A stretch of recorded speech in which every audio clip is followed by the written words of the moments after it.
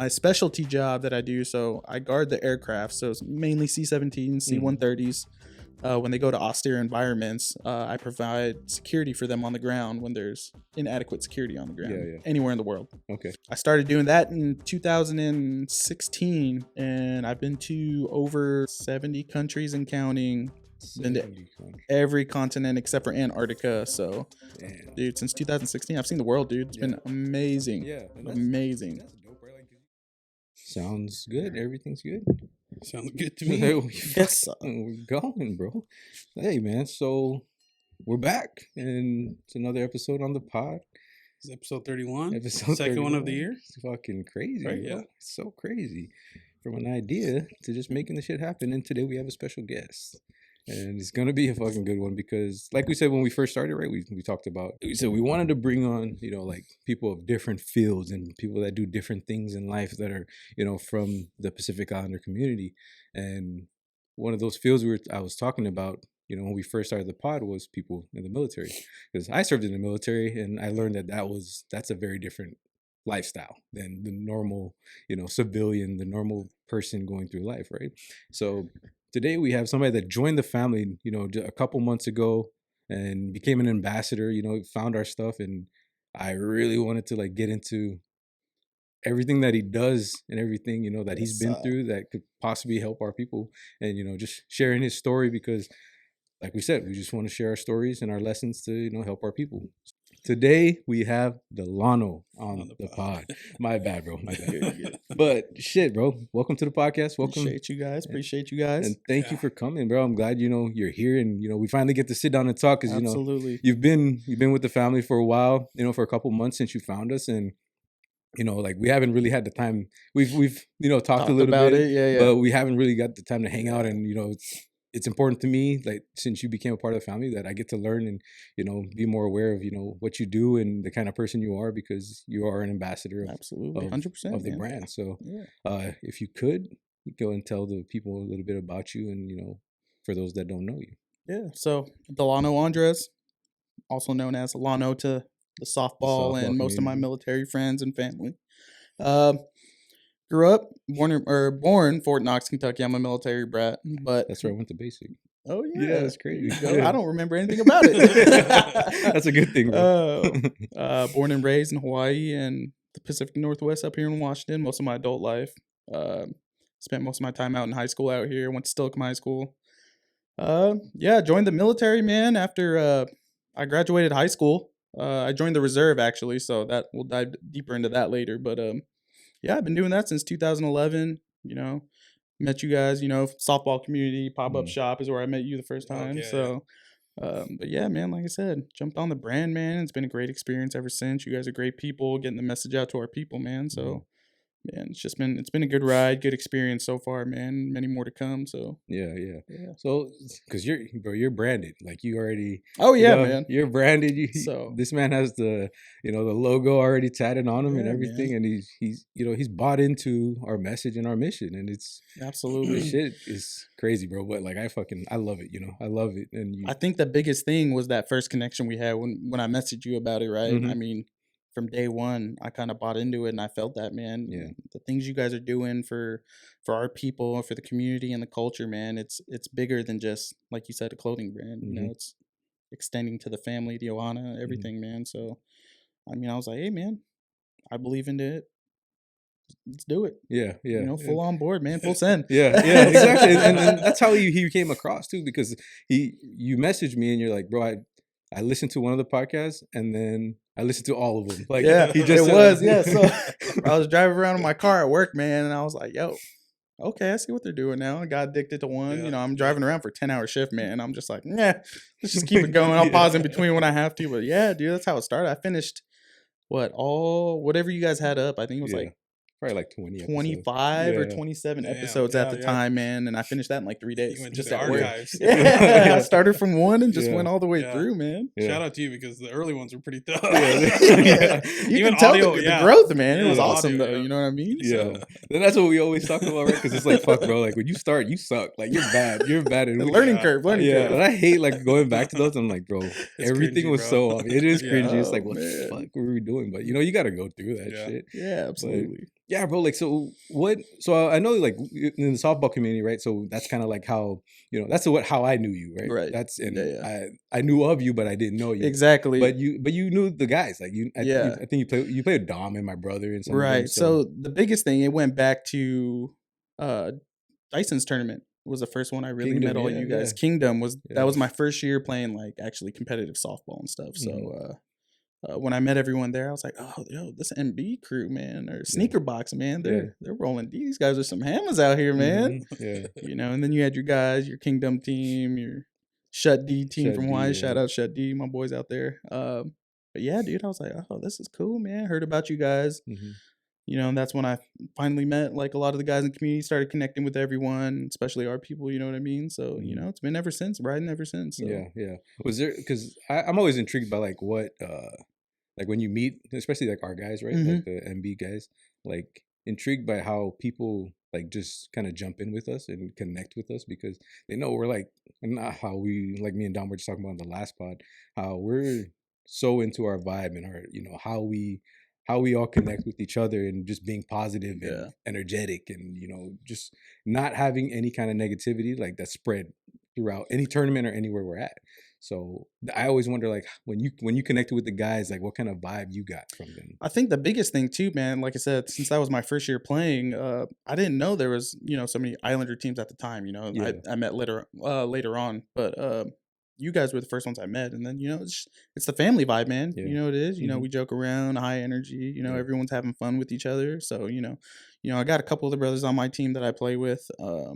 But having a whole team of just family like that, man, it was awesome to see. Yeah. And tournaments like that, I had no idea that we had Islander tournaments, man. I was like, what? What is this? Sign Yeah. me up. Yeah. So That's crazy that you've been out here for a while, like, yeah, and you didn't know that. And I think Washington has. I didn't know that. I mean, Yeah, I don't play, but and I you've didn't. been out here You're the like all first your one that life. ever told me that how big the Islander softball tournaments were. yeah. And I then was when like, for real, bro? You're like, yeah, bro. This is like when we first started working together. yeah, and then when you showed up, you're like, what? Yeah. When I showed up, I was like, oh, he Like wasn't you- joking. Oh, there's girls on the fences climbing. Oh Yeah. yeah, they're definitely from the island. Yeah, yeah, like that. I mean, the Kingdom tournament is one of the biggest tournaments you could go to, too. Yeah.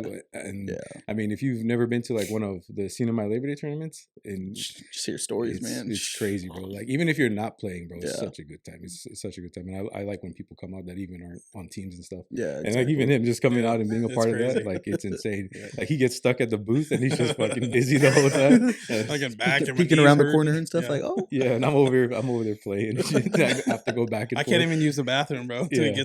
he gets done with one of his Yeah, games. you go ahead and bring a bottle to the Yeah. tent. can I take my Union 5? Yeah. So let's I want to go back, like kind of because of we're all Islanders, right? And it always goes back to like how we grew up, the lessons that we Yeah. learned on the island. Because growing up on island ain't the same thing. It ain't the same as coming up out here. And I see that, I see that with kids out here. I see that with adults in different races and stuff like that. And I think it's interesting to talk about like how we grew up, the lesson that we learned from our family because of our culture and the traditions that we hold, and how we view respect of our elders and stuff like that so highly. Like that's so important to us growing up. So like how like were you like was your family like military over Yeah, there too? I was a military brat. My older brother was too, the whole way through. Fort So Knox, yeah. Yeah. It's gotta be. yeah, so then- biggest thing too, man. Like I learned at a young age too, because obviously I'm a little bit of the fair skinned. Yeah, if you yeah, prefer, yeah. you know what I mean. I'm a Yeah. light skinned, so because I'm mixed. I'm Hawaiian, I'm Filipino, I'm Mhm. Mexican, and there's some German in me too. Oh, no, So- I was like when I met you, I'm like, there's gotta be European in this. Dude, Yeah, bro. yeah, It's yeah, gotta be dude. So when I grow something. my facial hair out, it's all red. Oh, no. Super damn. red, dude. It's crazy. That's Like, crazy how I'm like, strong crazy. those genes are, bro. You're telling me, and it's just man. like a little piece of you, but it's Yeah. like holy shit. But yeah, man. So growing up, that was already, a hurdle that I learned at a young age, right? Because Yeah. I already looked different. Yeah, You get used to it when you're older and all that, but still, you're kind of just like, why am I getting made fun of? Yeah. I'm just like you and stuff like that. But Yeah. but yeah, man. Growing up, like I said, military brat. My dad was in the army pretty much my whole life, all the way up until middle school. He retired. My dad retired from the army in '99. Actually, thinking Damn, about that's that. crazy. Shit, I was 5. Never mind, I take that back.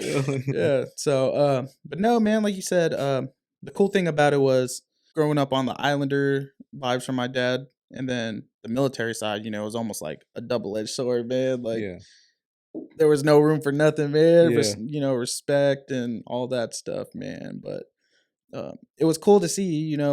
My dad was super tough on us growing up, man. But I never understood it when I was younger, and then once I came into adulthood, I'm like, man, I don't know why I hated on him so much because it made me who I am. You know what I mean? Like all my core values and everything, man. I take it like with me as a man into my family now and all that. So I just hope to do the same thing going forward. With my daughter and maybe future kids to be, but.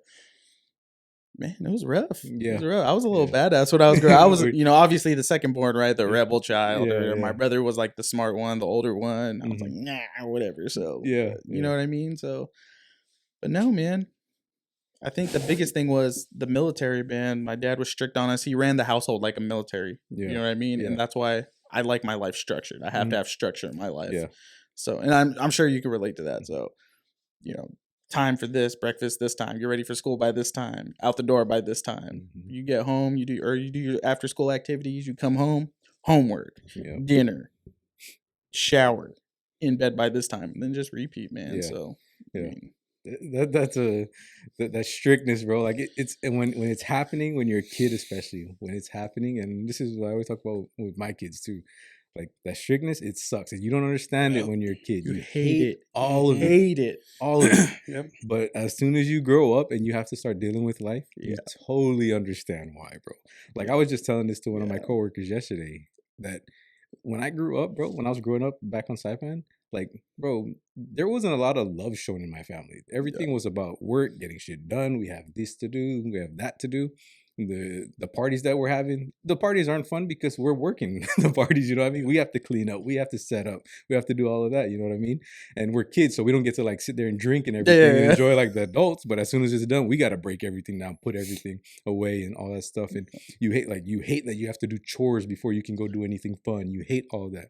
But those are the lessons that we get to bring as adults. Absolutely. Is that basically when you're so far away from like what other people are used to doing. Like that's why life becomes, I guess, simpler to you because you take care of the stuff that's actually important, like the work that you have to do, like the stuff like taking care of your family and taking care of stuff that has to be done in your house, your job, all that stuff.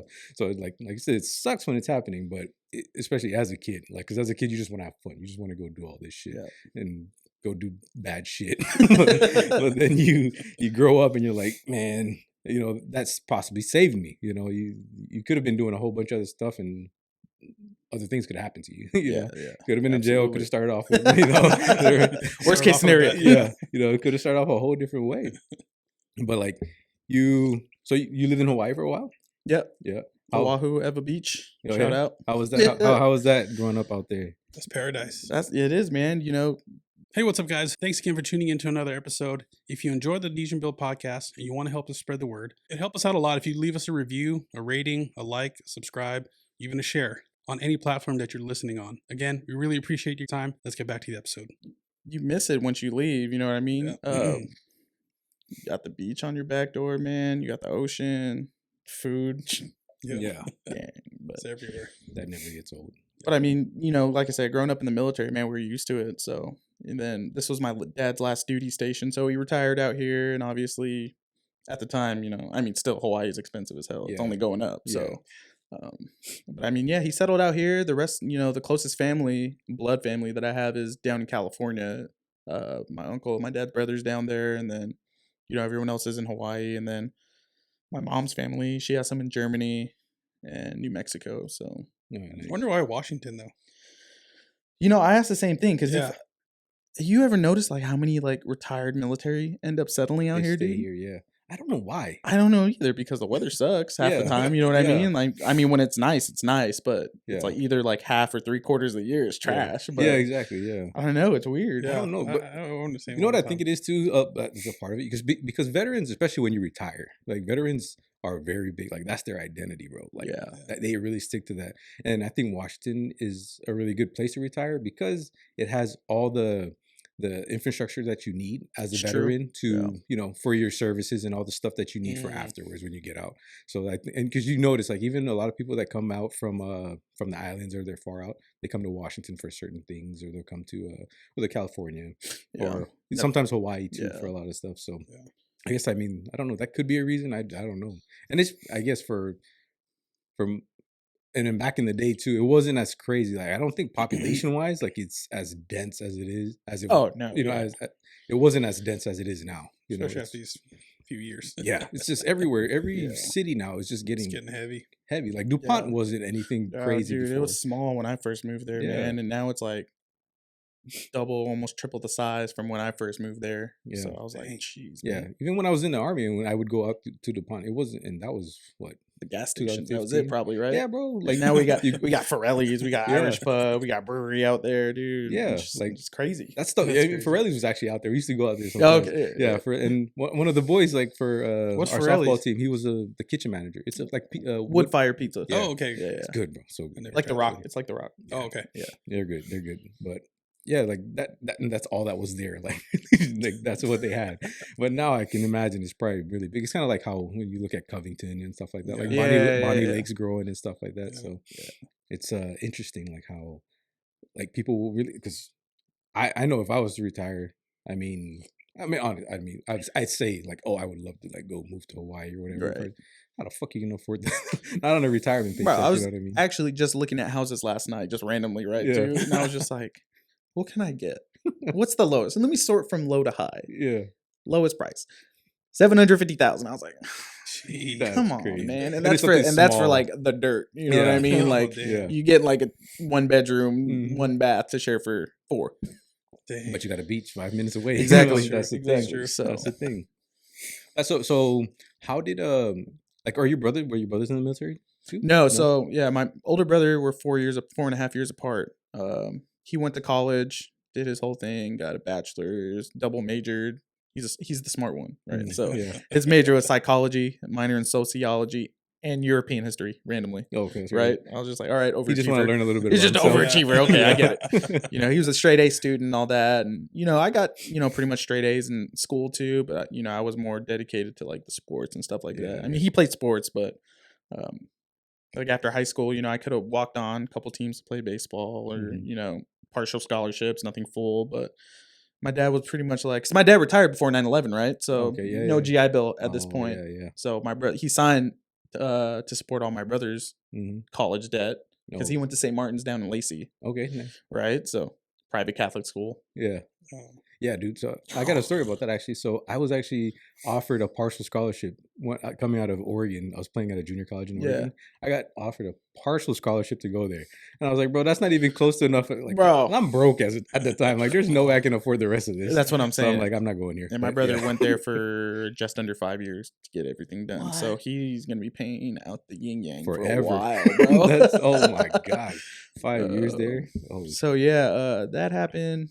You know, like I said, I could have walked on, and then my dad's like, "Oh, I can't afford to send you through college, so you're gonna either have to join the military or pay for it yourself." I'm like, yeah. "What am I gonna pay for at 18 years old, right? Like, Yeah. I gotta get a full time job, go to school. Come on now." So he took me down to the recruiter's office, man, and you know, he took me to the reserve because I still wanted to go to school and pursue a degree at the time.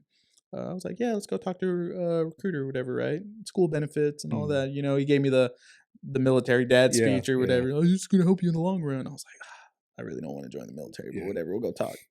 So my dad was Army, my uncle was a Marine, my grandpa was Air Force, and my dad's like, we're going straight to the Air Force office. Yeah. And I'm just like, why Your not? dad Why knew. can't I go talk to the Army? You were Yeah. in the Army. He's like, I'm not gonna put you through that. Yeah. I was like, Yeah. okay, whatever. That was smart, man. know what I'm That's saying? the right way to go. Yeah. Shit. yeah, it all lines up after. So Yeah.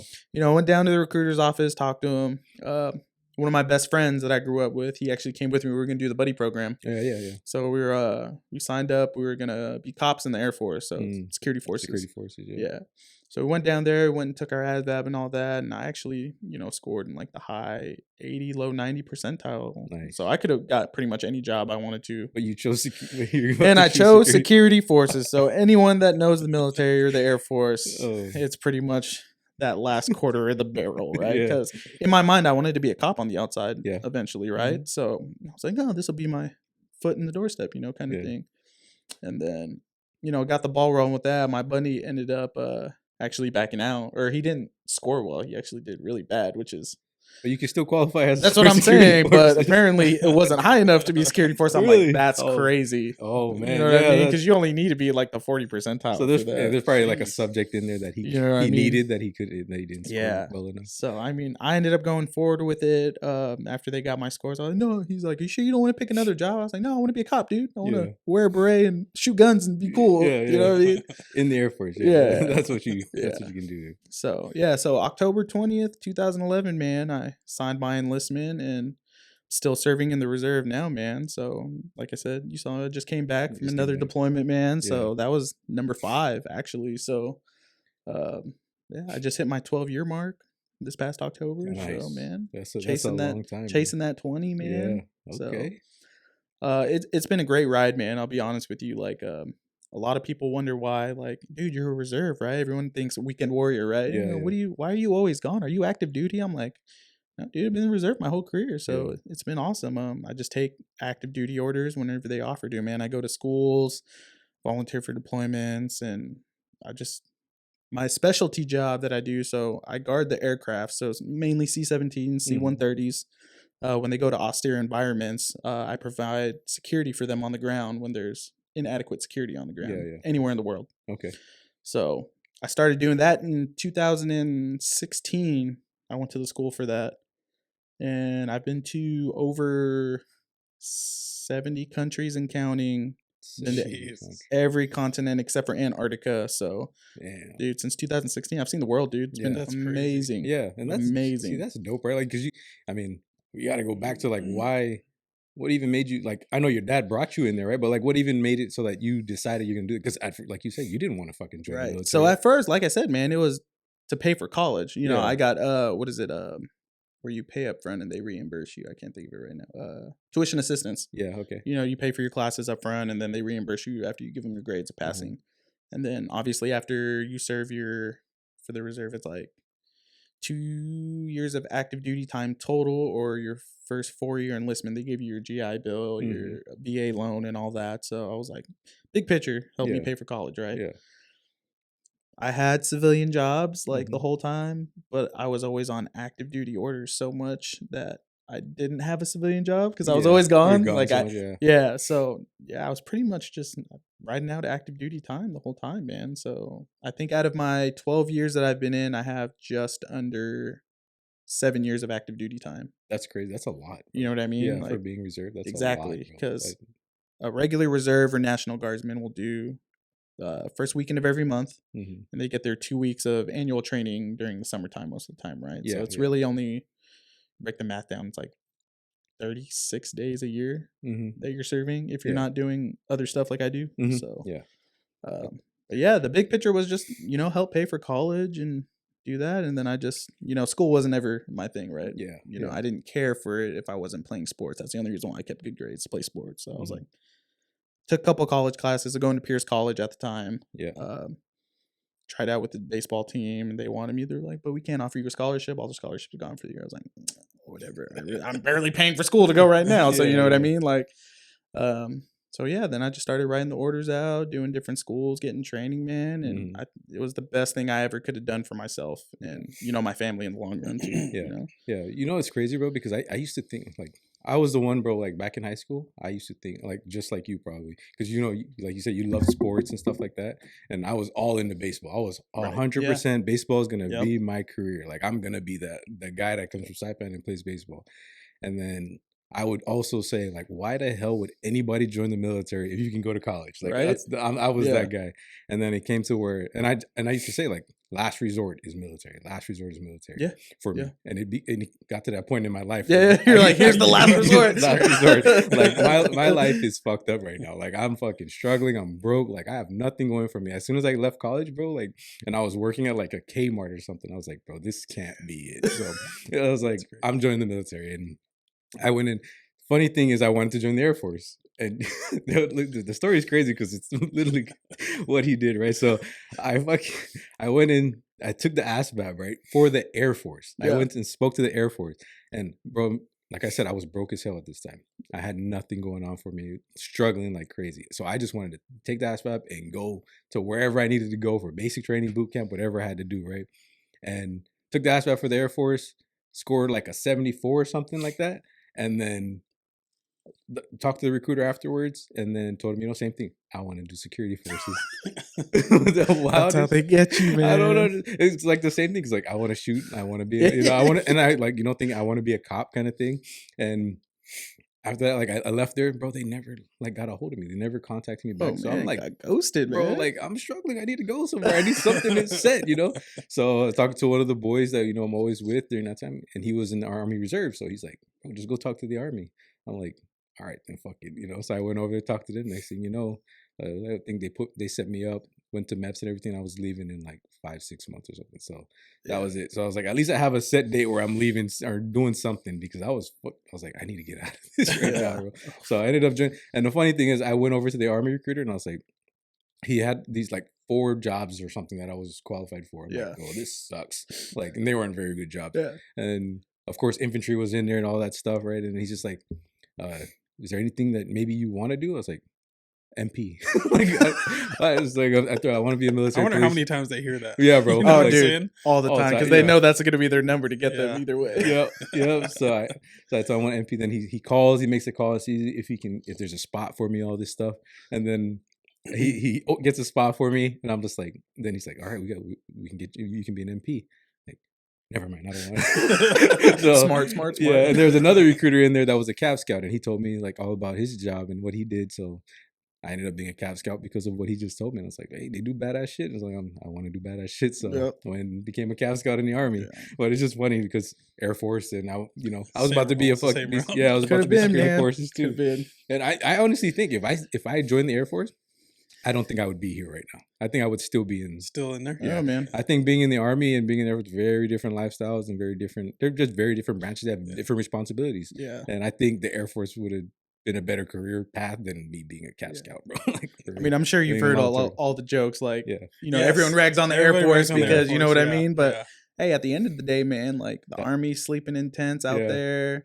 Marines are sleeping in the ground underneath the tank. I'm over here in my 5-star hotel. Oh, my room's too hot. Let me turn the AC down. You know what I mean? Having surf and turf at the chow hall on Fridays. Yeah, see? The Army walks in like, what is this? Yeah. Bro, and I got like a little taste of that because I've eaten that, like just aviation in the Army. Aviation in the Army, they get treated like the Air Force. Like they fucking get really good shit. Like their dining facilities, good food and all that shit, bro. So like I got a little taste of it, you know. But yeah, if I honestly think if I joined the military and I was in the Air Force, I don't think I would have got out, because I love the Army. Like I love the shittiness of it and all that stuff. But it wore me down, a lot, and I hated the stupidity of a lot of things. But I mean, that's just, and then you learn to just deal with so much stupidity and all the shit, like the bullshit. But I remember in basic training too, dude. In my head, I'm like, why am I here? Yeah, like this, like Air Force BMT is a joke. Like, like one of the first calls I had back to my parents, I was like, Dad, why didn't you let me join the Army? He's like, you'll thank me later. All these years later, I'm like, thank God I enjoyed it. Yeah, you living the life, man. Oh, that's dope. And then you get to travel the world, like from what you thought. You're like, oh, this military would suck. Like I would hate to do that. Like just being, because you have that like what do you call that? Misconception that you're just going to be bossed around, ordered around, you're going to be in the dirt, all that stuff, right? Like that's what people think of in the military. That's what people see all the time. But you forget about all the things that you get out of that too. Like even me, I went to a bunch of different places that I never thought I'd see before. And then you just said 70 countries, 70 different countries, like, bro, that's insane. Never in a million years would I have thought. Yeah. Like even my dad's like blown away every time like I go somewhere new. He's like, who would have thought, like being a reserve, right? Mm-hmm. Like seeing that much of the world. Yeah. You know what I mean? Like even a lot of active duty guys, you get to travel, you PCS and stuff like that, but that might be maybe 4 or 5 bases, the average, stateside or overseas, and then if you deploy too, right? So, but and that's really it too. Like you can be in for like 20 years and only see like fucking 4 or 5 places. Yeah, like you're in the reserves and you've seen 70. Like I got one of those magnetic maps that I ended up getting a couple years ago to like put up in my house, where I put like the little pins everywhere that I've been in the world. And I was walking down my stairs like last week or whatever before I left recently, and it's like, dang man. There ain't no more space to put pins, you know what I mean? Crazy. Like that's crazy. 12 years. That's pretty dope. I like that. I like how at a young age you started off at a pretty good. You had a really good start, because like people like me on my end after high school, I didn't know what the hell I wanted to do. Yeah, and it took it. I mean, still to this day, it affects me. So everything you do while you're younger, it take effect down your as you get older. You know, the decisions you make while you're young will affect you while you're old. So I think that's great that you were able to at least get some guidance. You know, start out in the military, and now look at you. Yeah, man. Like I love hearing that story. That's really cool. it's like you said, we were saying earlier, it's the backfall, man. It was my dad, pushing that on me at such a young age, and I was like, well, I guess I got to be a grown up and figure it out quick, right? I mean, because at 18, you're still a child, man. Yeah. You know what I mean? big Like time. you're an adult, but you're still figuring life out, Mhm. and it was like flip of a switch, man. I just had to figure it out, and that made me grow up real fast. Obviously, anyone that joins the military, you kind of got to grow up fast. But at a young age, I was just like, man, all right, here we go. Yeah. Enjoy the ride. Yeah. And like you said, like that's crazy where it can lead you to, right? Yeah. Because you have no idea when you're 18. Like you're dumb as hell. You think you know everything, but you don't know shit. That freaking mindset, you know everything. You can't tell you what to. No one can tell you what to do. Right. You know, bulletproof, man. Bulletproof. Yeah. It's crazy, man. You have no troubles, and you have no troubles, and you have no money. Facts. You know what I'm saying? But No money, no problems. and you still act like you know everything, which is that's fucking cool. crazy, right? But 70, bro. I'm still blown away by like how many places you've gone, bro. Like that's.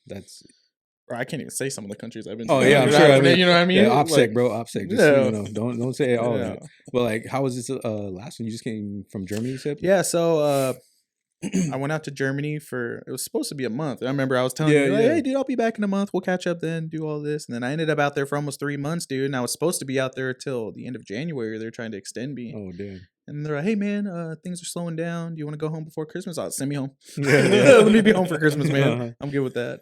No, it's cool, man. So I've been to Germany a lot. And like I said, my mom has family out there. I tried to connect with them while I was out there. And then, just getting the fitness done, man. It was good gains out there, bro. I put on a solid like 15 pounds while I was out there of healthy mass, man. Got my numbers back up and all that, enjoying it. I got out there right at the end of Oktoberfest too, like the last couple days of it. So it was cool having all that out there. Christmas time in Europe is wild. They love that stuff. Like there's Christmas shops open like 24/7 over there, like all year long. No shit. So yeah, I went out there. It was cool, man. Supported some good operations out there. But you came back and then you said you went TDY. Oh yeah, I literally you just came back yesterday, right? Came home yesterday, so I went TDY for a week. I was at a Scott Air Force Base in Illinois for program manager school. So just out there, it was like a conference, man. Just learning some stuff, how to run my Raven program better, which is my specialty job and all that. So hoping to pick up E7 this year, man. I was thinking about that. I was like, damn, time flew, man. I'm getting old. I mean, bro, I see some of these young kids now, and I'm just like, still thinking I'm a young kid till I see them, and I'm like, damn, is that what I looked like 12 years ago? Like, all fucked up. Bro, like, not a care in the world. Dude, I was boarding my plane, actually, to come home, and I think they were, like, Army MP AIT graduates, right? Shit, like, 18 years old, fresh. I'm like, damn, man, if only you knew what was coming, like, the next 4 to 5 years. Yeah, bro, I remember, like, flying home after basic training, and I was in uniform and everything, and I'm flying home, and people are hella nice in the airport, bro. Like when they see you in uniform, I don't know how it is now, like compared to those days, based off how the military and all that's treated. But during that time, this was 2011 too. Like I joined in 2011, and I'd flying home, and just a young gun in my fucking. I think I'm 21 when I joined, something like that, and flying home, and I'm over getting McDonald's for breakfast, in the airport, and some lady, like, I make my order, some lady right behind me, she just fucking comes around my shoulder, puts her card in the thing, pays for my meal. I'm like, what? And me thinking, at that time, like, this is the first time I've had money in a long time. Like, I'm in basic training for like 4 months now, and finally going home, so all that money's just saved in my account. So this is the first time I've had money, and you're gonna pay for my stuff. But obviously, like, they're grateful and they're thankful for the service for real. Yeah, it's still one of those weird things too, like walking around at airports, and when they call, like, if you're military, coming, one of the first ones to load the plane. Yeah, everyone starts clapping, or you're walking around for whatever reason. If you're in uniform, like, thank you for your service. It was one of those things, like, what do you say back? Yeah, how do you respond? It's so to that, awkward. Right? Like, you're welcome for my service. Yeah, like, yeah. I just say thank you. Yeah, because I'm like, thank you for your support. You know what I mean? Yeah, because sometimes you look at it, it's like, I've always been a person like bigger purpose, right? So Right. that's why I joined. That's why Exactly. the military for me like was the route. Like, yes, I was in a really bad spot in my life, but bigger purpose, military for Yeah. sure. Yeah. Serve my country, you know. I think the big one too for me was another reason why I was like, no, my whole my whole lineage was in the military. You know, I'm Mhm. third generation. Yeah. That was a big thing for me too. And you know, I don't know if you guys have ever seen my military sleeve. You know, I got my dad, my uncle, my grandpa, Oh, no, I didn't and know like Oh, that's solid. a little touch. Like my dad was a mechanic most of his career in the army, so I Mhm. got a tank that he used to work on. Oh, shit. My grandpa was a C-130 mechanic, so I have a C-130. Mhm. Then my uncle's a Marine, so I mean, Marines are That's Marines. They're dope. grunts. Wait, so you're the only, so you're the only one that out of your brothers that your siblings that you joined the military? Yeah, so my brother wanted to at one point. It was like a couple years after he graduated college. He thought about it because he's like, man, I miss having structure in my life. I was like, dude, go take the ASVAB and see how you're smart enough to be an officer. Yeah, for sure. He went and took the ASVAB and scored in the 99 percentile. Jeez. Wow, bro. 99 percentile. He's like, yeah, I don't think I want to join the military. I was like, So once they see that, all Jesus, right, dude. all the opportunities, like, Yeah. holy. But it turned out good for him, and he's working for the federal government too. He's a operations manager for GD. Oh, no down, shit, okay. down in Sumner, so he's doing good, man. And you know, my dad, like I said, my dad's always 2-3 steps ahead of life, right? Yeah, So yeah. you know, when he retired from the army, you know, he started working for the federal government a little bit. You know, the contracts back in the day more than anything, but you know, a couple of miscellaneous jobs there. But then I think he's like less than 5 or 4 years away from federal retirement now. Oh, shit. So Doubling up, huh? yeah, I was talking to him Double about it the dipping. other day, man.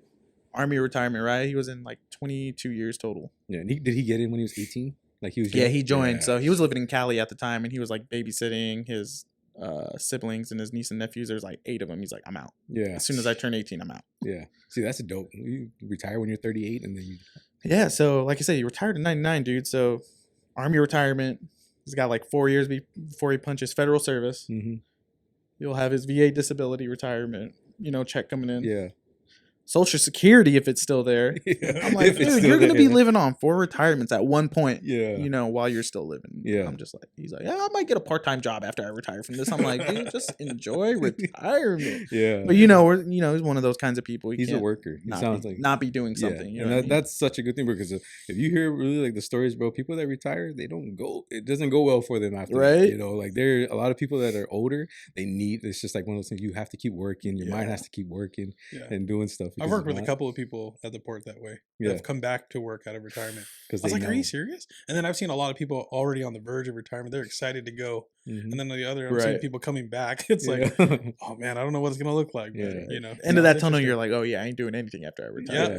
Yeah. And then it hits you, you're like, I got to go do something. Yeah. It's just like you just feel like you're wasting time when you worked all your life and then you just go to do What nothing. else do you know? Yeah, bro. Yeah, You have to that's keep true. doing it. It's like my dad. It's so crazy. I mean, this like it connects so much because like even his dad was military Yeah. too. Okay. Army. So his dad was Army. My dad was Army. So my dad retired from the Army too, and now he works for the post. He's been working for the post office. For Yeah, a my long dad did that time. for a little bit too at one point. You know what I mean? It's so insane. Like these guys that join the military, they have like all that structure for a long. Imagine 20 years is a long time to be doing Yeah. something, bro. So you have that structure for such a long time, and then you get out and it's like, yeah, you want to you say you want to chill because you done beat your body up for so Yeah. long, but then it's like, no, I've been, you know, in the mind, it's like I've been working all this time. I'm gonna add to all this stuff that I've done, and then they live good lives, you know. They love to work. They show up like they're not, you know. I will tell you the biggest difference that I noticed though, ever since I had my daughter, Mhm. you know, my parents, because I'm the first one between me and my brother to have kids. So my dad's such a softie now, dude. Oh, man. Nothing like when we were kids, right? Yeah. I think Hard that- as shit on us, yeah, but now yeah. he's the biggest. I don't know if it's because I had a girl. Yeah, yeah. You know, it's could his be. first grandkid and it's a granddaughter, She but I'm holds just multiple I titles. was like, you for got it. soft, bro. Yeah. I was like, you, Yeah. oh, You dude. never did that to me. You never talked to me like that. I remember getting beat when I was 3. Now Yeah. you're just like, oh, It's Yeah. okay. Yeah. Yep. biggest softie in Bro, I the tell my world kids now. that same thing all the time. It's like, you know, your grandma, you know what she would have did to me if I did that when I was your age? And let me tell you, they're shocked. They're like, oh, are you for real, Daddy? I'm like, yeah. I still have flashbacks when I see my mom getting like spatulas out from the kitchen and stuff. I'm just like, oh, triggered.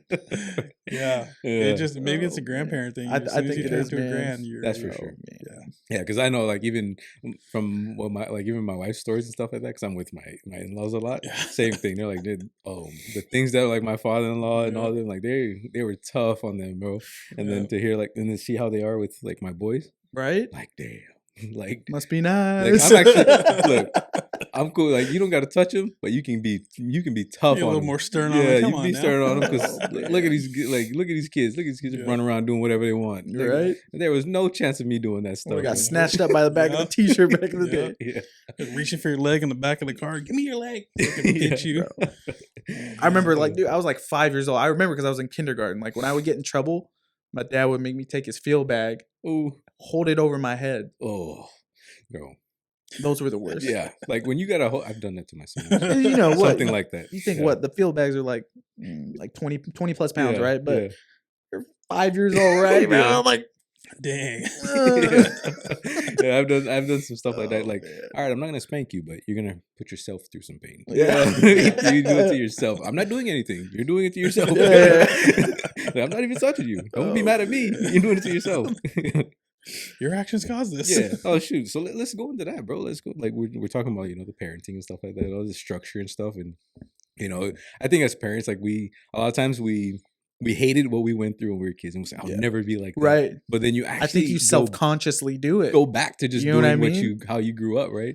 So how is it like? But you have a daughter. You have a daughter. Yeah. So I Yeah. know it's very That's what I'm different for you getting guys. to. Yeah. So like, how is that like? How do you guys roll as a dad? Like as that growing up a certain way, and then I got a baby girl. How am I? It's just like I can't everyone do talks this. about, right? So it's my first one. So, Mhm. you're kind of figuring things out, me and Yeah, my for wife, sure. right? Yeah. She turns 3 in March, Mm. but she's, obviously girls are smart. Yeah. Like my daughter is smart, man. Like Yeah. even before the curve, already like talking, Mhm. plugging like her little, the kids tablets that they have now, dude. yeah. She's like playing the numbers and letters, Mhm. tracing them, moving pieces and all this. I'm just Yeah. like, Yeah. are they supposed to be doing this? Do we need to go find someone to like, Yeah. Where are the directions at? you know what I Yeah. mean? Like Yeah. she's doing stuff I can't do.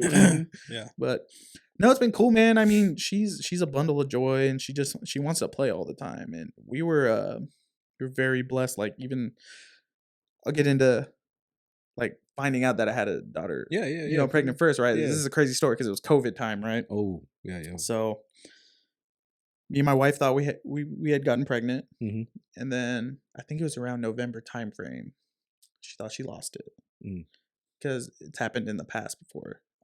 So depression kicked in, right? She was super sad, and when she was around the friends and stuff, drinking and all that stuff, and then I think it was right around Thanksgiving time. She was like, "I'm not losing weight, but I've also haven't had any other symptoms with being lost." Mhm.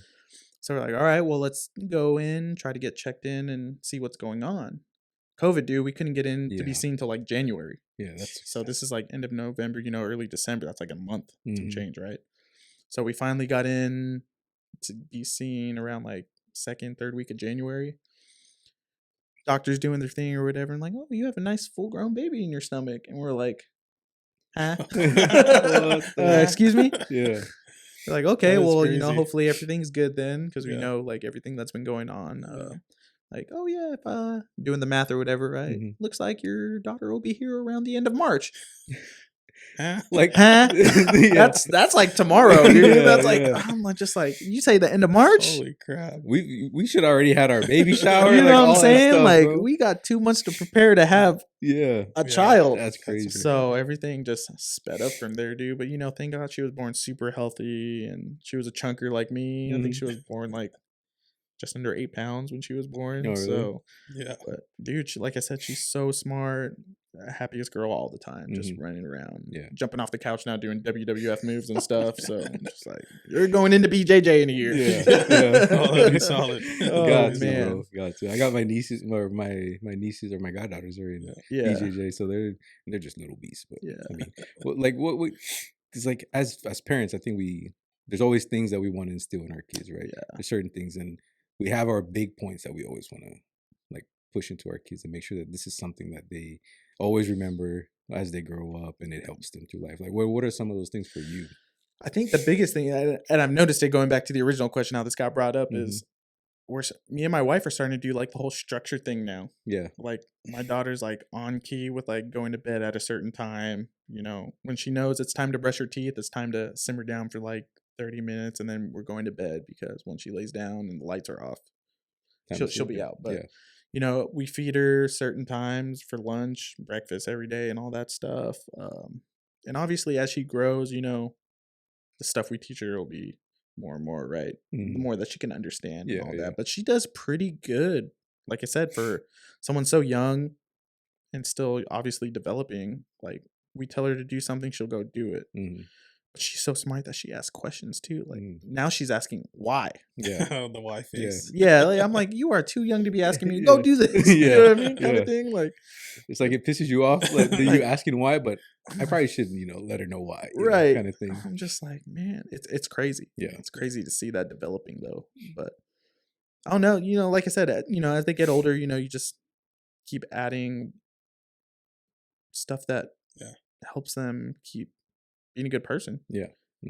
I want to build that structure so that she knows that when she gets to a certain age that she has this to look forward to, or she knows that she needs to get this stuff done, right? Mhm. And as they mature, just become a better person. Yeah. I think Yeah. that's I mean? great. Yep. Mhm. Get in, instill that.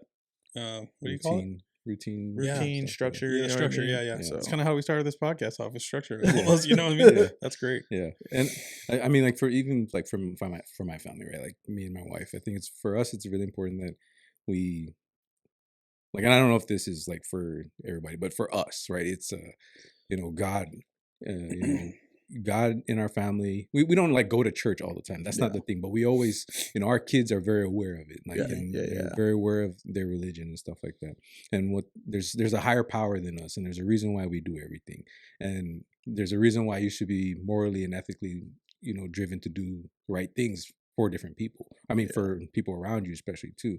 That's why we try and push being respectful, treating everybody, good and everything like that, because like we always talk about, like people around the world, everybody lives differently, everybody goes through different things, and the way you treat people that's a reflection on you. That has nothing to do with other people, right? So like I always like, especially my oldest son, man, like I'm always like telling them, like, dude, you have to realize like the way you talk to people, because that is so important. Like, we were talking about what's that the other day with Dom, like how like sometimes the kids, like, they can just rattle off the craziest stuff. They have no idea like Yeah. what they're Like what what they're a saying. repercussion of saying something could be. Mhm. Exactly. And Yeah. I don't know if it's because when I was a kid, like I know growing up back home, bro, like people they didn't tolerate much that came out of your mouth, like especially like kids your age. Like Yeah. if you said something stupid, you're getting slapped, bro. Like, Yeah. there was no like, oh, like I'm just gonna be passively mad, like that passive aggressive bullshit and be Yeah. mad at you. No, a kid just would slap the hell out of you. Like Yeah. middle school, all that shit. Like high school, you didn't say anything and just get away with it. Yeah. So I don't know if that's something that's always followed me, but I always like tell my son, like, dude, one day you're gonna meet the wrong person when you talk like that. And I don't know if you want to wait till that day, but I'm telling you right now, like, there's things and the way you say things is very important. The way you treat people is very important. That's all on you. Like, you can be in really tough situations and be fine if you know how to speak to people and you respect people the right way. Then those are the things that are very important to like us. Like, I just think God introduced in their life, and then like just treating people well and being a hard worker. Like, to me, that those three things alone could make them a very high value person in this world. So that's all I want. I just want my boys to be contributing men, to society, and not. I'm always talking about like me. Like, I'm thinking like I never want to be the weakest link in any situation, in any organization, in any group. I will not be the weakest link. I will always try to contribute to whatever our group is doing or our people are doing. So that's what we try to do here, at least. How old's your daughter? My daughter is 10. Oh, you got double digit. Yeah. Oh, yeah. man. It's and having a girl though too. It's like we talked about a little bit on the last pod, but having a girl is different. Right. When you compare it to having a boy. For me and my girl, I see a lot of my personality, so I can relate to her just by watching her and her mannerisms. You know what I'm saying? I say, okay, that was me when I was her age. So for me, when I see that, we're really close. Me and my girl, I spoil her because she's the girl, the princess, and the baby. You know what I mean? And when it comes to Liam, I also see a lot of myself in there, but I see a lot of the versions of me that I wish somebody would have corrected when I was younger. You know what I mean? Yeah. The freaking that lately it's just the half-ass stuff. Like, come on, dude. You Yeah. open up a box of Clorox pipe, close the freaking thing, and put it. You're gonna dry it out. Yeah. But I used to do all that stuff when I was little too. So trying to instill that, what someone I wish someone would have gave me is a challenge when it comes to parenting. Yeah. But trying to find the right balance to where I'm not, always riding him and he's gonna grow up and resent me and stuff like that. Right. I still got to find a way to do it in a way that he'll receive it and he'll learn and it'll stick with him. Yeah. So, but with the girl, man, ooh boy, I tell you what, Wrapped around the finger, Yes. dude. Yep. Do whatever you want. I says it all the time. We'll go back and watch little videos when she was younger. Yeah, I was wrapped from the start. It's crazy. I feel the same So, way. Yeah. I will Good say, luck, like, brother. I will say though, like a big blessing that I have, because obviously, childcare is a big thing, Yeah. right? Yeah. Especially if both parents are full time workers, working, like yeah. me and my wife are, right? Mm. I'm fortunate enough that my parents live right up the street from me, like literally 2-minute drive, 10-minute walk, if that. Nice. Yeah. My mom's our full time babysitter. She quit her job when she found out that we were having a kid to be a stay at home nanny for us, No basically. You know shit. what I mean? Yeah. Dad drops her off in the morning before he goes to work, or if it's nice, like during the spring and summertime, she'll walk down, with the dog and stuff, and then just be at home with our daughter all day. That's dope. And she's that's basically doing the same thing she did with me and my brother as kids, right? Yeah. Teaching, like the letters, the numbers, same Mhm. thing too, right? Yeah. And, we're not super spiritual. I believe in a higher power, but Mhm. don't go to church kind of thing. Yeah, yeah. But, my parents are a little more into it than that, but Mhm. she's introducing it to my daughter too. Yeah. Like, make sure you say your prayers tonight with, Mhm. mommy and daddy, all that kind of stuff. And she does it, man. I tell you, she'll put her hands together. Mm-hmm. It's probably the cutest thing in the You world. know, isn't it? and- I'm just like, oh my God. You know what I mean? Like Yeah. stuff like that. And dude, she does amazing. So, hats off to my mom, Yeah. love her. That's Thank great. you, Yeah. It's really cool to have support like that too. Absolutely.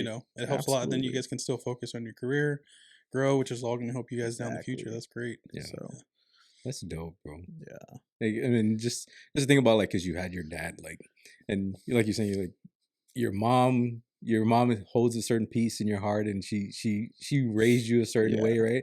And you have like the mom is taking care of you a certain way, where she's kind of not Yeah. the softie, but she holds you like to a certain standard, and your dad holds you to another standard, Exactly. right? But you have both sides of it, so Yeah. it really molds Yeah. you into becoming like that, that good person in the world. Yeah. Actually do things that make a difference, Yeah. and I think that's always fucking interesting, especially when it comes down to the grandparents. When they become grandparents, and it either can it can flip, right? It can Right, flip, yeah. like you like you say, your dad. It can flip to where he's not doing the same thing he used to do, but he's still trying to influence in the same way, Yeah. but not As the hard. same way. Yeah, Yeah, yeah. influence To the be same continued. stuff, yeah. We'll find out in a couple years. Yeah, it's like we'll see when she gets older if he starts. Yeah. Like my daughter likes to ask for like, a lollipop if she sees it, or like, Uh-huh. a snack in the cabinet. My mom will be like, no, you had one already for the day. My dad would be like, oh, it's okay. Here you go. Like, no, Yeah. like, can I have some M&Ms? No, you already had some. Well, Okay, we'll give her like 7. Yeah. Like, dude. Give her the whole bag. That's Yeah. great. Yeah, something we talked about too, like before, was that your kids kind of like follow you as you grow, like Yeah. like when you're like, as especially mothers, right? They as from the mother, like, because when they're first born, and then from 1 to 5 or 0 to 5, right? They're kind of, and then as a mother, a new mother, like, you don't really know anything. You just kind of have to deal with it. Even as a dad, like, pretty much as parents, we have to like grow and learn how to adapt to the child, Mhm. be able to influence the child the right way. So it's like interesting what you learn. Like, so when, like, my oldest son, for example, right? Me and my wife were fucking young parents. Like, we were like, well, I think we were 21, 22 when we had him. So we're young and we're newly married, fresh in our relationship. So there's still things Everything that was new. yeah, it was so new. So there's so many things within our relationship alone that we didn't even get to weed out and fix, Right. like stuff that we didn't go through yet together. And we, in a sense, we know that our son felt those things, some of those things, and we can see how that kind of affected his childhood, early on. And then now we have our youngest son, and our marriage and our relationship is very different than when we first got together. So we kind of see how that molds our youngest son. Like, it's very different. Like, both my boys are very different, but both very smart and stuff like that. But Andre's like an athletic cat. Right. Athletic cat that's Courageous, more, that boy, yeah, man. daredevil, fear, you know, yeah. no fear. Chance, totally different. Super smart, but just scared of everything. Like, you know, like, he really fears like certain things. Like he's not a daredevil, like, you know, like Yeah. Andre. Andre would jump off of tables and stuff like that when he was Chance's age. Chance would not do that. Like he slowly get down and, you know, somebody Yeah. carry He's me. like, I need to take care of my body. Yeah, scared of the dark, you know, stuff like that. Like when if he has to, like, you know, scared of things that monsters and stuff. Andre was never even thinking about that stuff. It's like, I'm going. He's like straight up. So it's like, I think it's just interesting as parents, bro, like how we have to go through. It's so, like, we always talk about the seasons of life, and we learn, because I mean, we have to teach these kids how to grow and go through the world while we're still learning how to grow and go through the world. And it's crazy, like how, you know, when you put that, that's a responsibility as a parent. Like if you bring this child into the world, the child don't owe you anything, Right? But you owe everything to that child, Exactly. you know. So it's just putting ourselves in that perspective of knowing, like, dude, that kid's not gonna know everything. Like you have to teach that kid. 100%. You know, that's your responsibility as a parent. Yeah. And it's crazy, like how, like, I just try to be a role model to the kids, you know, like especially my boys. And my biggest goal in life is to make sure that they are good men in this world, and you always want to do better for them than what you had, right? And Yeah, same thing, you know, sure. my dad said, you know, I try to give you guys better than what I had. Yeah, and that's yeah. always the ultimate goal is, Mhm. you know what I mean? So Yeah, but it's, for me, in a sense, like I definitely want to give them better than I had, but in a way where they still learn the lessons that they need to be able to be better than I am. exactly. You know what I mean? Yeah. It's not like the one, like I'm gonna spoil them and give them everything that I didn't have, Right. and then they just they're not grateful for it. Exactly. They take didn't work for it. of it. Exactly. Yeah. And you know, it's like one of those things where you have to balance that out, because if it becomes a thing where they're not grateful for it, they'll never be able to earn that kind of stuff themselves. Right. You know? And then you're kind of ruining their kids. You know what I'm saying? They're giving their kids the wrong stuff. But then, like we said, as they get older, they'll realize what their parents did. You know, what me and my wife did for them, and then they'll obviously get better. Hopefully, hopefully, obviously get better. Hopefully, Yeah. What do you even call that? Yeah, what do you call that? Yeah, man. Like I'm grateful for like all this stuff that, you know, I get to go through parenthood, being a father, learning, and I've learned. I'm actually very different too, like with how I am with my boys compared to just 2-3 years ago how I was with them. You know, like I've just really changed, and I say that because 2-3 years ago, all they saw Daddy do was go to work, and on the weekends he was just drinking. You know, and now they see a totally different thing. You know, they see Daddy's awake early as hell in the morning on the weekends, and he works out and doing stuff like that instead, you know. So, and you know, like those are the things that you know, I really wish that I didn't have to show them, you know, but I had to go through myself. You know what I'm saying? Like those things where I was just, you know, like my kids have seen me drunk and trying to fight people. Not trying to fight people, but like about to get into fight with people. Like they've seen me, my oldest son has seen me in a really bad spot like that. And he's seen me really angry and really, you know, hyped up over stupid stuff. And I never want to show them that stuff again. Like, you know, and then when I look back at that, I just feel like, damn, dude, I was such a terrible dad at that point, you know, just thinking that it was normal to go out and drink and do all these things. And I'm not giving them the best version of myself. I'm giving them so much. I'm giving them shit, you know, I'm giving them the shit of a father right now. So like now I just want to show them something different, even though I don't get to spend as much time with them as I want to, because full-time work, running a business, you know, doing all this stuff. And I just wanted to, when they do see me and when we are together, they're getting a very different version of me than who I was 3 years ago, you know. So it's that learning curve, just like you said earlier, man. Growing, you know, learning, we grow. That's all it is. I wanted to go into like your fitness journey, bro. Like the stuff that, I mean, even the sports actually, because like, I mean, you said you played sports in high school and stuff like that, right? Like, was that like, did that start when you were a kid? Like you were into sports? Oh yeah, you know, obviously being, like I said, military brat again. My dad wanted us to be active, right? You know, good life, not get involved in stuff that we weren't supposed to be in. So you know, at a young age, you know, soccer, stuff like that. But we did martial arts growing up ever since. I think I started when I was 4. I did that, and then basketball and baseball came into our life. Those were me and my brother's 2 big sports, was basketball and baseball.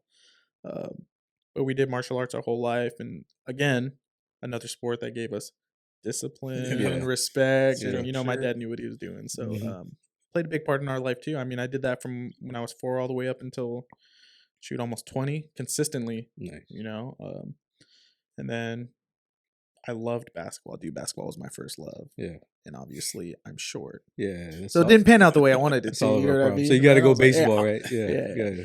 And, you know, my dad knew it because I performed so well at a young age with baseball, like 7th to 8th grade. He already figured it out that there was something there for me. But he would make me play baseball year round, like starting like 6th, 7th grade. And I was like, why I gotta play baseball? I want to go play basketball. I want to go try football. Blah, blah. He's like, no, you do these off-season workouts. You're gonna play blah, all these all-star. You're gonna play age groups up. Blah blah. I'm just like, whatever, right? Like my dad was the kind of guy who was like, he would make me go stand out in the infield, dog, and he would throw balls at me from 10 feet away and make me die for them. That's how dedicated he was to it, man. And, you know, looking back on, I was like, I hate this. I don't want to do this. And, you know, it worked out, man. And then, you know, the running joke for that too was my dad was like, find Waldo at all our games, because he would always be in the most random places, like at the baseball field or in the stands. Like, oh look, there's your dad up there, in like right field in the bushes on a chair. Like, what are you doing? But yeah, man. So I was always small and scrawny in high school, man. Like I think pretty much sophomore through senior year, I was probably like 5'5", probably like $115 soaking wet, man. Oh, shit, you know what I mean? I was fast as fuck, boy, but you know what I mean? I was scrawny, man. That's why basketball didn't pan out. But you know, baseball is a different game. You don't need to be the biggest, baddest guy out there, but especially if you're an infielder, you just got to be quick, good you know hands, what I mean? Stuff like that. You don't even have to really be a hitter. Like, exactly, honestly, you got to be quick and just be on base, run it out. You know what I mean? So, but no, man, So that, you know, baseball got me into the softball scene, but my fitness journey, I don't think it really started until like my first deployment in 2015. You know, I always lifted weights or whatever, right? Because I was, you know, young, athletic. You know, I did it because everyone else was doing it, kind of thing. And then I went on my first deployment with my unit and stuff, and you know, I had my boys that, you know, the jack dudes, you know, started picking their brain a little bit, and that's when I found out, you know, if I did this and that consistently, I was like, dang, I got pretty big. But that's when I only knew like dirty bulking kind of thing. Like, dude, I went from like 175 to like 195. Straight dirty bulk. Like I was thick. I took my first PT test that big because I didn't know what cutting was either back then. I came back and tried to do my PT test at 195. I was like, struggling. This mile and a half ain't like any other mile and a half I ran before. This is hard. But 2017, I think this was like my third deployment. You know, I met my buddy who was like a fitness and nutrition instructor. Okay.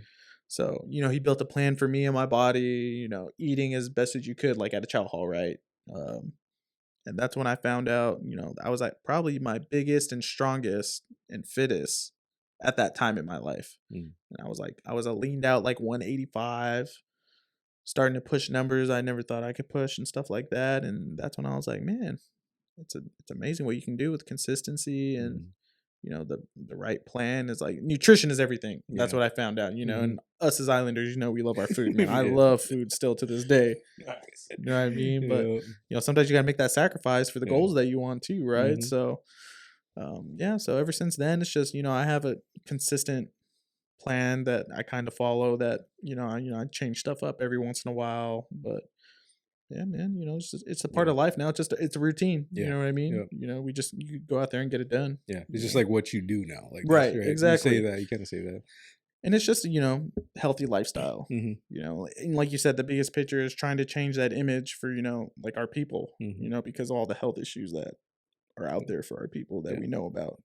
So, I always say that. Like, that's the one thing that, you know, that's really why we want to like kind of change that, you know, the mindset of it, because like we think that, you know, it doesn't matter, you know, because you know, most Islanders, like all of us grew up in a sense where like I know on the island it's super chill, you just live life and, you know, it's you know, slow and stuff like that. But then it's like especially when you come to the States, it's like, dude, sometimes I feel like we're just behind, and way more people are winning just because of the basic choices that we make Right. on a daily basis, right? Yeah. Because we don't think about anything we eat. We don't think about exercising. Yeah, we want to go to the gym, but the only thing we're thinking about when we go to the gym is, oh, I fucking get muscles, bro. Like, Yeah. that's not what it's about. Like, there's No. more to that shit. Like, Yeah. and it's just that thinking about like long term, like health wise for your kids, like, cause bro, like when you get sick, like who's supposed to take care of you? Like when Right. you're like really messed up, you're gonna rely on your kids, bro. Like you're taking your kids' lives away. They have to take care of you now. Then they have their own kids that they probably have to take care of. Right. Like that you're putting them in such a shitty situation. I never want to be that for my kids. I don't want my kids to have to pause their life and all the things that they need to do to take care of themselves and their children because I decided to not take care of myself. Like I never want that to be the case. So that's why I start now. You know what I mean? Do it from now on. It's just little things, and everybody thinks you got to do crazy shit. Like you don't have to do crazy shit in the gym every damn day. You just got to show up every day and do something. Yeah. And so like, what are your goals now? Like, what are you like? What are you like really focusing on to? So this year, kind of my New Year's resolution was to run more because I hate running to this day still. Yeah. I do. I really do. Like my mindset is like, I do my PT test once a year. Yeah. My 1.5 miles, my push-ups, my sit-ups. I'm like, I typically don't run until my PT test comes up. Yeah, I'll be honest with you. Yeah. I'll go, warm up on the treadmill, do like a mile or 1.5 miles every once in a while, but I'm just like, in there throwing weight around and whatnot. But that's just how I've been. But I know, like, like following you guys and listening to your guys' stories, like how much more running can do for your body. And I started like kind of looking into that more. So that's my big goal this year: start knocking out some miles and maybe pushing myself, getting up to maybe a 5K. Ooh, there we go, like that. That's So nice. we'll see how it goes, man. Yeah. See, get the body condition for first, get it used to it. Start up slow and see where we go from That's there. dope, bro. That's dope. But like the thing about it, like, and I know the reason why you hate running is the same reason why I hated running, because I didn't know how to fucking do it. I just ran. It just hurts. In the military, you just run fucking full speed all the time and all that stuff, bro. Yeah. It's like, and that's I really mean, the only there thing was a about it. point, my peak. So when I went to my specialty school for my job, 2016, I was in like the peak best, like calisthenically and running that I ran my 1.5 miles in like just over. It was like 9:03. Nice, and that was like the fastest I ever ran a 1.5 miles. Yeah. I haven't been close to that ever since. Yeah. You know what I mean? Yeah. But it's just because I think our graduation run was like 15 miles for that, and it progressively went from like your 1.5 miles all the way to 15 over that 3-week span. And they smoked the dog shit out of us for 3 weeks straight. Yeah. And so it was all calisthenic. So, I mean, I was still strong, but, I was in a different body shape and mentality then for that. But yeah, so I think back to then, I'm like, man, I did it back then. I can get back into it. I just got to commit to it. Yeah. And do it. You know what I mean? So. Yeah.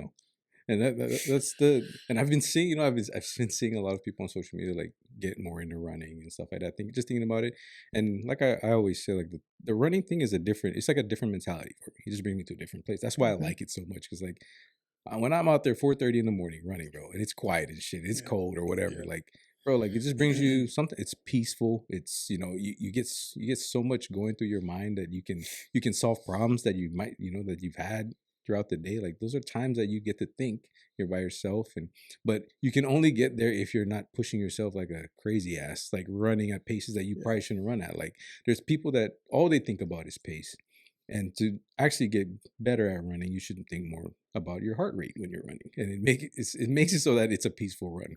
Not because if you're out there running fucking fast as shit and it's a paces that you can't really hold and you're just in pain the whole time like that, heart rate wise, breathing wise, stuff like that, that's not going to bring you to the place that you need to be at. You do those kind of runs certain times. You're gonna be thinking about other things. Yeah, you're gonna be thinking about just surviving what you're doing. So it's like just one of those fucking things. And I think a big thing too is your mindset too, right? Yeah. Like I've noticed my mindset even in lifting now has changed like the last couple of years. Is I went in there as like, I was still kind of young going in there and seeing these bigger dudes, and I'm just like, I'm small, I got to prove myself. Ego lifting basically, right? Sure, you know what I mean? And yeah. I was a huge ego lifter, absolutely. And then I've noticed like the last couple of years, I'm more just like, I'm just competing with myself. Yeah. At the end of the day, I'm here for myself and to see what I can push myself to do. And I think that's helped me a lot more too, because once I switched into that mindset, I noticed that I was hitting numbers like on, things that I was training for, like I never would have even imagined. Like I never would have imagined like benching like 3+ plates. You know what I mean? I'm small in stature, but like I said, my strength was going through the roof at the time and stuff like that. So now it's really just me pushing myself to see how far I can push myself to those limits and see what I can do. So it's the same thing, like I said, with the running too. We'll see how that goes, man. And so. it just takes time, and that's all it is, right? And I just the thing about like too, like with the lifting stuff, I go to this like that mentality where like if I can't do this in 10 years, I'm not gonna do this shit right now. You know what I mean? When I go into the gym and I'm thinking, because it's just like I don't have goals to be huge or like crazy big. Like that's not really my goals. Like I do want to have strength. I want to have, a good amount of muscle on my body and stuff like that. But that's also like a balance in between my goals for like running, right? Because I have that where my body just changes a lot throughout the year, especially when I'm training for marathons or, really endurance events. Because I put it, like I have to put in so many miles, but I try to stick with the lifting as much as I can. Sure. So it's like if I want to use weightlifting to supplement, running and stuff like that, it's got to be conducive to what you're exactly. Yeah. So like if I'm out here trying to fucking bench, 315 and fucking, then I'm sacrificing. I could sacrifice everything that I'm doing, to ego lift, hurt myself. Then I'm out this stuff, out of my goals and stuff like that. I can't do reach my goals that I want to reach because I'm doing shit that's not actually going to help me, And that's what you always have to balance that kind of thing. Because I know in 10 years, when I'm fucking 45, bro, I'm probably not going to be benching a shitload of weight. You know what I'm saying? I'm probably just going to be making sure that I'm strong enough, healthy, stuff like that. So it's just one of those things where you have to really put yourself in a situation where you can go long term. And it's not about like, oh, right now, everything's right now. Like, bro, that shit is going to get you right now hurt. And then you're not going to do shit down the road. You know what I mean? Yeah. If you can't, there's certain times like where you have to really build yourself. Even you, right? Like for you to bench as much as you just said, right? You had to build yourself to a certain point to be able to do that. You weren't just going like, I'm going to put on this plates and I'm going to push that shit until I break something. Absolutely. You just have to really build yourself, and it takes time. And a lot of people just want the shit right now. And it just takes time. It takes a long time. Fall in love with the process, man. Yep. That's all it is. And I think the big thing for me too, like my running goals and everything too, is listening to your story. I was like, this man went out and did it, right? Obviously we got you. You're all about it. You and the wife love doing it. And then even when Pal came on and talked about his too, I was like, man, Pal's out there doing that too. Now I seen him clocking in his miles, man. I'm like, all right, we can do this. It's go time. That's why that's exactly. I always tell him, bro. It's like, bro, this is why we have to talk about it because, like, once they see like different versions or different people. We're hitting it like hitting these certain goals, like they start to believe they can do it. Because if nobody's telling their story and they're just out there just doing it, then you're not inspiring anybody to be able to show that they can also reach those goals. You know what I'm saying? And like I said, a big thing with me too with that was listening to Pow talk about it because me and Pow are kind of built the same way, right? We're short and thick. You know what I mean? So listening to him talk about it and him enjoying the journey too. Now I'm like, man, I can get into this. I can do it. Yeah. Let me do this for me. And it's only good for you. Like exactly. Like I'm not doing it because, oh, whatever, right? This is I'm going to get noticed for this. I'm like, no, man, there's a lot of good things, pros to running, and your cardiovascular and all that. So, and I mean, just think about what's the biggest problems in the world right now that especially Islanders are having heart problems, bro. Yeah. So like, why not work on that? With a little bit of running. It's not like running doesn't have to be like your fucking main focus of your, your physical fitness journey. Right. Like it could be to supplement all the other stuff you do. Like exactly. There's nothing wrong with having a little bit of cardio in there and get some running. Yeah. Running's, I think it's fucking great for you. Yeah. Because I always told myself, I'm gonna do some cardio, and then I just say like, no, nah, them weights look better over there. yeah.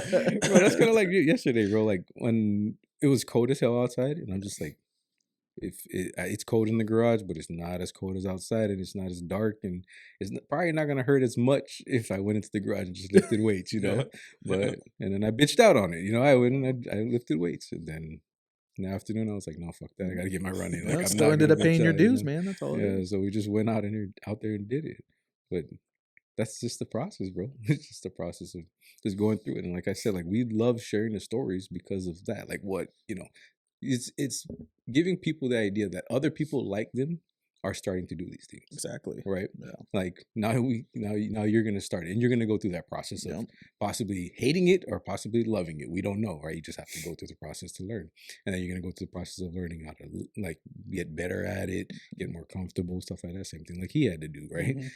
from walking to running, you know, like it's just one of those things. Like, and we love to share those stories because we're giving those people an example that, yeah, we came from a place where we also felt the same way you feel about it, but it's possible. You know, Right. it's possible. Like there's so many things out there that we just limit ourselves and we believe certain things that in the time of it makes sense to us. But Right. as soon as you just start something and you just start seeing like what you're really capable of, it's gonna fucking blow your mind. Yeah. Like what you really can do. I think the biggest thing is, at least for me, is once I get to that point where I make it the habit. Yes. Once I make it the habit, dude, then it just becomes, you know, part of your routine, or part of your life. Mhm. And you know, you just don't think about it. It's like second nature, right? Yeah.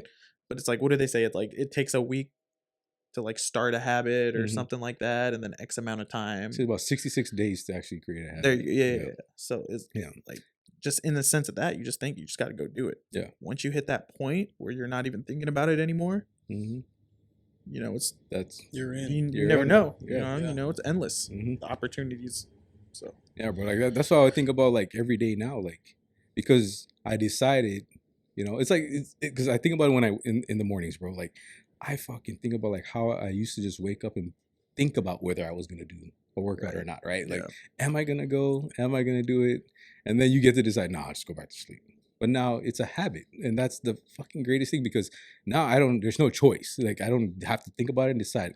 And what we've talked about this before, where your brain is always like looking for ways to conserve energy. Mhm. And if you've already created an habit, Yeah. now there's no thinking about it. It's already going to be done. So Yeah. you've conserved energy just by not trying to decide if you're going to do some shit, right? So I already know every day I'm going to get a workout in. Every day I'm going to do something to make myself better because it's a habit now. It's not a choice anymore. So, you know, it's just like, I'm proud of that because of where I came from deciding like, oh, am I going to do it today? Now we're not thinking about it. We're just doing it.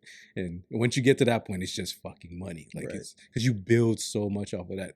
Like I said, you don't got to do extreme crazy shit every day you show up. You just got to do something. You Right. just got to do something a little bit every damn day. And that shit stacks like crazy. It's those little choices that you make, right? Those little choices that you make on the daily basis that will just get you to places that you never even thought you could get, bro. Like how did that process go for you? Like What- when you started with the running? Mhm.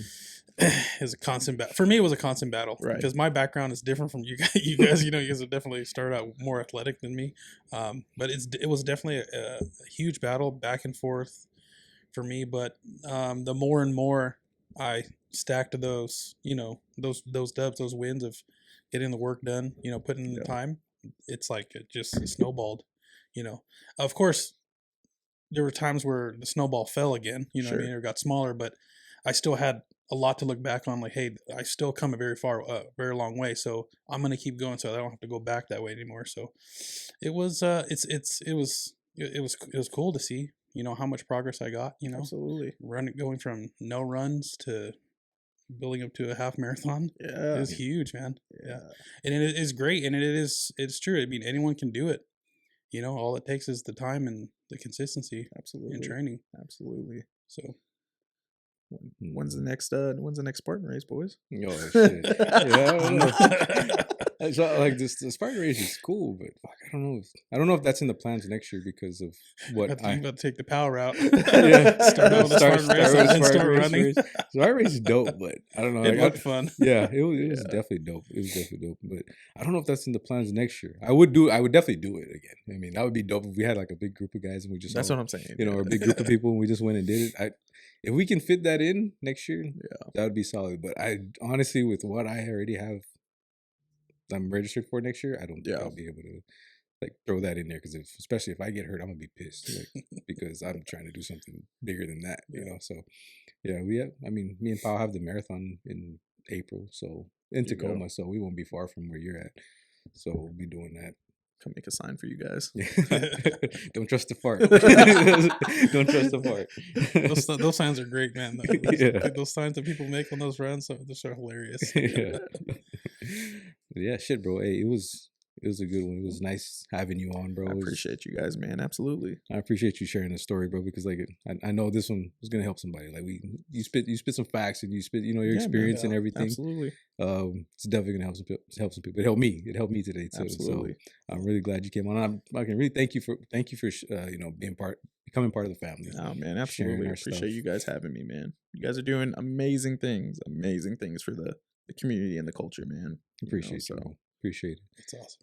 But hey, guys, that was Delano. He's here on the pod. Spit some facts for you. Taught us some things, and we hope it helps you. So you know the deal. Go out, be your best. Always do that shit out in style, baby. Let's go. Hell yeah. Go solid. Hell yeah. That was a good one.